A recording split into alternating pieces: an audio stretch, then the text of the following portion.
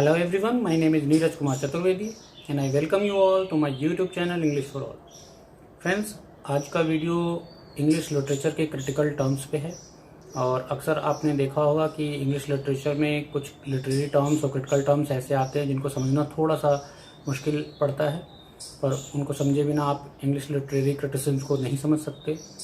आज का जो वीडियो है एक ऐसे ही टर्म पे है, डिसोसिएशन ऑफ सेंसिबिलिटी, और ये टर्म कई बार एग्जामिनेशंस में पूछा जा चुका है, इस पे क्वेश्चंस बहुत बार आए हैं। तो आइए आज इसी टर्म को हम अपनी इस वीडियो में समझेंगे। और वीडियो अगर अच्छा लगे तो लाइक करिए, सब्सक्राइब करिए और शेयर करिए।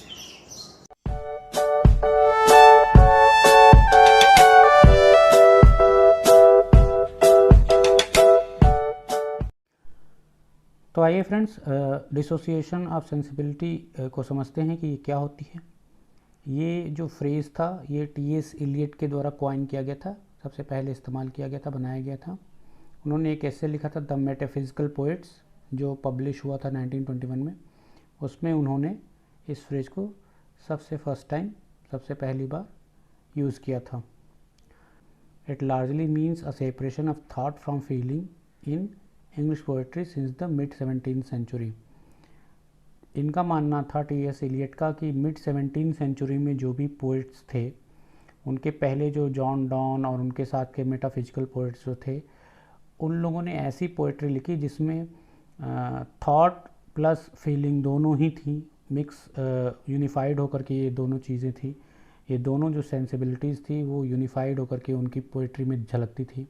पर उसके बाद एक ऐसा दौर आया जो लेटर 17th सेंचुरी में स्टार्ट हुआ, जब पोएट्री में ये दोनों चीज़ें अलग अलग दिखने लगी, डिसोसिएट हो गई। इन दोनों सेंसिबिलिटीज़ का डिसोसिएशन हो गया, या तो पोएम्स थॉट पे ही बेस्ड होने लगी या टोटली फीलिंग पे ही बेस्ड होती थी।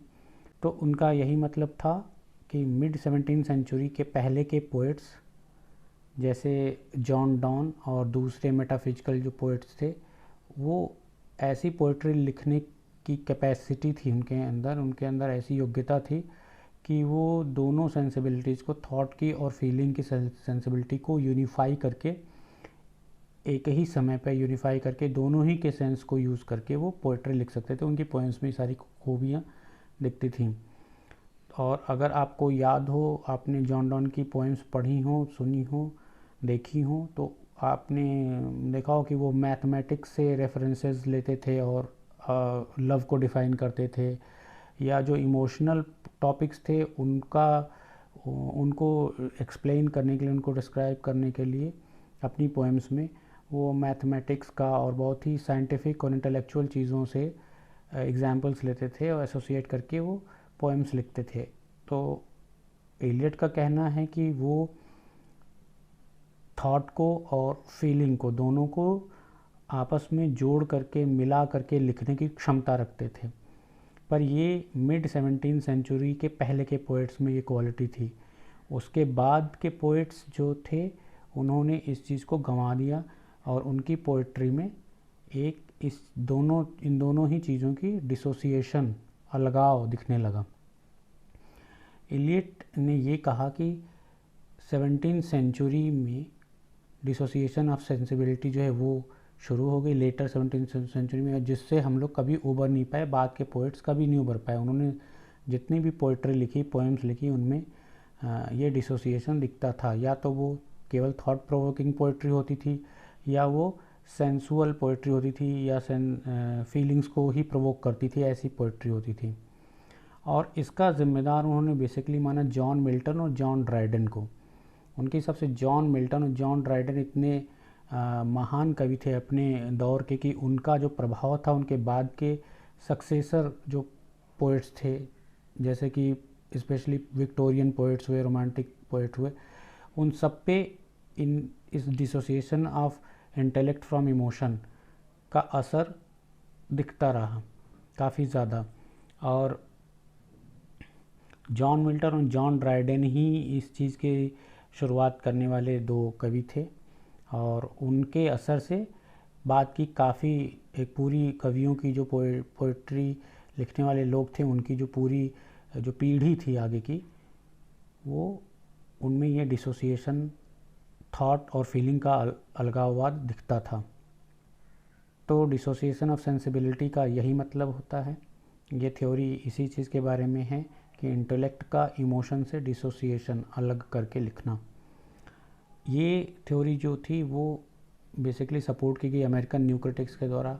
अमेरिकन लिटरेचर में आप जानते हैं कि 1935 से 60 के बीच में एक अमेरिकन लिटरेचर में एक मूवमेंट चला जिसको न्यू क्रिटिसिज्म कहते हैं। तो उससे रिलेटेड जो भी क्रिटिक्स थे उनको न्यू क्रिटिक्स कहते हैं। तो ये अमेरिकन न्यू क्रिटिक्स ने इस थ्योरी को सपोर्ट किया। इसके अलावा एजरा पाउंड, एफ.आर. लीवीस जैसे पोइट्स ने भी इसको थ्योरी को सपोर्ट किया।